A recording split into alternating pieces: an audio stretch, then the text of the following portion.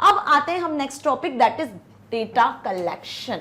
Okay, data collection क्या हुआ, जब आप डिफरेंट डिफरेंट टाइप का, कितने टाइप का डेटा हुआ ये देख लिया, कहाँ कहाँ किन किन फील्ड से आप डेटा को कलेक्ट कर रहे हो, वही बेसिकली अब यहाँ पढ़ेंगे हम। डेटा कलेक्शन होता क्या है? सो डेटा कलेक्शन बेसिकली जब आप डेटा को कलेक्ट करते हो उस प्रोसेस को डेटा कलेक्शन बोलते हो। क्यों कलेक्ट करते हो डेटा को? प्रोसेसिंग के लिए, ताकि प्रोसेस हो और फिर आपको रिजल्ट मिले, right. So for processing data we need to collect और गैदर डेटा फर्स्ट। सबसे पहले आपके पास में डेटा तो होना चाहिए, तभी तो आप उसको प्रोसेस करवा पाओगे। अब कंप्यूटर में यदि आपको कोई रिजल्ट चाहिए, आपको कुछ कैलकुलेशन करवाना है, तो आपको नंबर एंटर करना पड़ेंगे ना, पहले आपको डेटा को इनपुट करना पड़ेगा तभी इसमें प्रोसेसिंग होगी, फिर आपको रिजल्ट मिलेगा। तो बिल्कुल उसी तरीके से यहाँ पर we can store the data in file और a database for later use. यदि आपको डेटा को स्टोर करके रखना है, बाद में यूज करना है, तो पहले आपको डेटा को कलेक्ट करना पड़ता है। सो data collection here means identifying already available data और कलेक्टिंग फ्रॉम एप्रोप्रिएट रिसोर्सेज। अब अलग अलग रिसोर्सेज का यूज करके हम जो ऑलरेडी अवेलेबल डेटा है वहीं से डेटा को कलेक्ट करते हैं। Suppose there are 3 different scenarios where sales data in grocery store are available. Okay, so sales data are available with the shopkeeper in diary or a register. In this case, we should enter the data in a digital format like in spreadsheet. अब यदि हम यहाँ पर बात करें एक shopkeeper की, जो कि क्या करता है, जिसकी शॉप ग्रॉसरी की स्टोर है, ठीक है, ग्रॉसरी की शॉप है। सो वो अपना जो भी डेटा होता है उसकी शॉप में जितने भी प्रोडक्ट्स हैं, जो भी सामान है, उसकी एक लिस्ट बनाता है। मैनुअली वो क्या करता है, डायरी में, रजिस्टर में रिकॉर्ड करता है। सो कहीं ना कहीं वो ट्रेडिशनल मेथड को यूज कर रहा है, डेटा को कलेक्ट कर रहा है, हर एक चीज के बारे में इंफॉर्मेशन रिकॉर्ड करके रख रहा है। लेकिन वहीं यदि हम बात करें इलेक्ट्रॉनिक मीन्स की, तो इलेक्ट्रॉनिक मीन्स में यदि हम बात करें तो यहाँ पर वो डेटा को कैसे रिकॉर्ड करके रख सकता है, किस तरीके से डेटा को कलेक्ट करेगा, वो स्प्रेडशीट सॉफ्टवेयर का यूज करेगा। मतलब एक्सेल की बात कर रहे हैं हम, जहाँ पे टेबुलर फॉर्मेट में डेटा को मेंटेन किया जाता है। डेटाबेस सॉफ्टवेयर की भी मदद से वो ये काम कर सकता है, लाइक हम बात कर सकते हैं यहाँ पे MySQL की सॉफ्टवेयर की भी। Okay, so data are continuously being generated at different sources. अलग अलग सोर्सेज में आपने देखा है कि डेटा कॉन्टिन्यूअसली क्रिएट होता है, कॉन्टिन्यूअसली जनरेट होता है। Our interaction with digital medium are continuously generating huge volumes of data. ठीक है, कैसे? आप डेली कुछ ना कुछ पोस्ट कर रहे हो, सपोज आप इंस्टाग्राम का यूज कर रहे हो, फेसबुक का यूज कर रहे हो, ट्विटर का यूज कर रहे हो, तो आप डेली कुछ ना कुछ पोस्ट करते हो। आजकल तो रील्स बहुत बनाते हैं, डेली नई रील्स आपको मिलती है। जैसे ही आप इंस्टा खोलते हो, रील्स पे जाते हो, तो आपको लाइन से बहुत सारी अलग अलग तरीके की रील्स मिलती है। तो ये क्या है, ये ह्यूज वॉल्यूम में डेटा क्रिएट हो रहा है। ओके, सो यहाँ पे क्या लाइन लिखी हुई है, data are continuously being generated. Hospital में रोज नए पेशेंट्स आते हैं तो पेशेंट का डेटा जनरेट होता है। अगर कोई सिमिलर पेशेंट्स भी होते हैं तो उनके ट्रीटमेंट के लिए, फर्दर चेकअप के लिए आते हैं, तो नई तरीके का डेटा मेंटेन किया जाता है, नई रिपोर्ट जनरेट की जाती है। इसी तरीके से शॉपकीपर के पास में शॉपिंग के लिए जब कोई कस्टमर जाता है तो नए नए कस्टमर्स आते हैं, रेगुलरली आते हैं, तो रेगुलरली डेटा क्या हो रहा है, कॉन्टिन्यूअसली जनरेट हो रहा है ना। सो वही लाइन यहाँ पे लिखी हुई है। For example, hospitals are collecting data about patients for improving the services. Hospital में डेटा कलेक्ट किया जाता है ताकि वो सर्विसेज को इंप्रूव कर सकें। पहले से अभी के डेटा को, अभी की सर्विसेज को, पहले क्या सर्विसेज दे रहे थे, अभी क्या सर्विसेज, उनमें क्या चेंजेस होने चाहिए, किस तरीके से और आगे इंप्रूव किया जा सके, उसमें चेंजेस कर सकें। ठीक है, shopping malls are collecting data about the items being purchased by the people, कि लोगों ने क्या क्या आइटम परचेज की, किसने कितने अमाउंट की परचेसिंग की। अब परचेसिंग से पता चल जाता है कि कितना फिनिश हो चुका है, क्या नया स्टॉक बुलवाना है ना। सो शॉपिंग मॉल्स में भी क्या किया जाता है, डेटा को कलेक्ट किया जाता है। Now on analysing such data, suppose it appears that bedsheets and groceries are frequently bought together. Okay, hence the shop owner may decide to display bed sheets near the grocery section in the mall to increase the sales. ये चीज भी हो सकती है ना।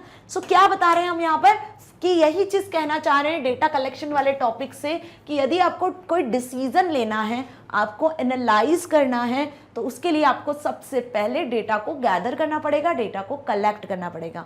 और अलग अलग फील्ड में डेली डेटा प्रोड्यूस हो रहा है, जिसको कलेक्ट किया जाता है, एनालाइज किया जाता है, और फिर उसके अकॉर्डिंग डिसीजन लिया जाता है। तो नेक्स्ट हम देखेंगे अब यहाँ पर data storage.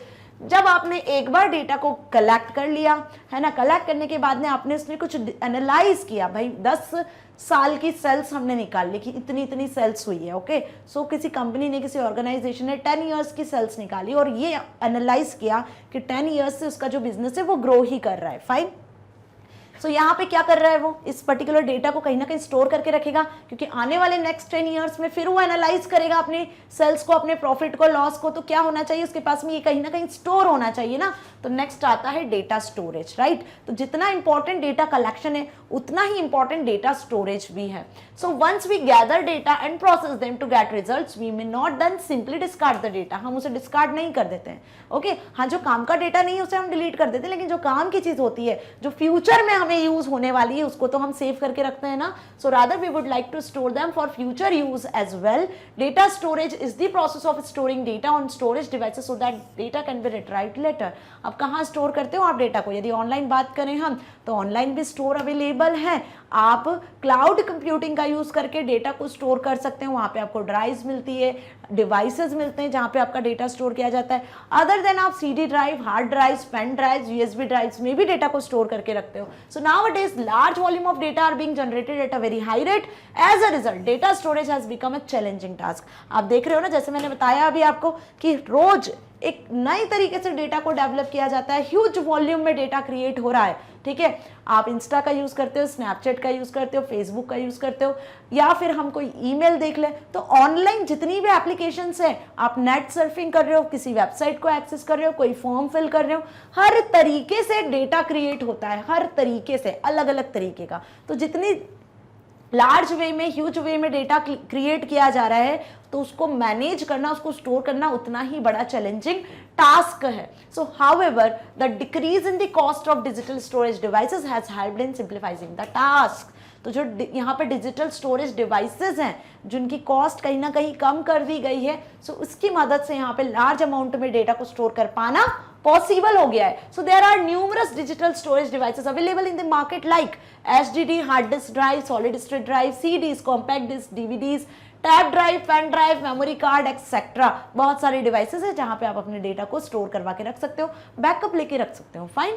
So we store data like images, documents, audio video files etcetera as files in our computers. अब देखो, आप अलग अलग तरीके से फाइल्स क्रिएट करते हो और अपने सिस्टम में स्टोर करके रखते हो, हार्ड ड्राइव, पेन ड्राइव वगैरह में स्टोर करके रखते हो। सो यहाँ पे देखो, जब पहले के सिस्टम की हम बात करें तो फाइल सिस्टम हुआ करता था जहाँ पे डेटा को स्टोर करके रखते थे, ठीक है। तो फाइल सिस्टम के कुछ डिसएडवांटेजेस थे कि फाइल सिस्टम में आपको लिमिटेड डेटा स्टोर करके रखना है, फाइल ज़्यादा कंपैटिबल भी नहीं होती थी, ठीक है। अब यहाँ पे फाइल सिस्टम में डुप्लीकेशन के चांसेस भी होते थे कि डेटा को आप डुप्लीकेट स्टोर करवा सकते हो, लेकिन इस तरीके के जो repetition, duplication, limited amount of data को स्टोर करना, इस पर्टिकुलर प्रॉब्लम को ओवरकम किया गया किसके थ्रू, मॉडर्न टेक्नोलॉजी के थ्रू। तो मॉडर्न टेक्नोलॉजी में हम डेटाबेस क्रिएट करने लगे। अब डेटाबेस में आप ह्यूज अमाउंट में डेटा को स्टोर करवा के रख सकते हो। यहाँ पे डुप्लीकेशन, रिपीटेशन जैसा कोई काम नहीं होता है, क्योंकि यहाँ प्राइमरी की अलॉट कर दी जाती है। डेटाबेस वाले चैप्टर में जो मैं बोल रही हूँ सब पढ़ाया है डिटेल में, होप आपको समझ भी आ रहा होगा, है ना। So likewise school, hospital data are stored in data files. School, hospitals के जो डेटा होता है उनको डेटा फाइल्स में स्टोर करते हैं। So we use computers to add, modify, delete data in this files और process this data files to get results.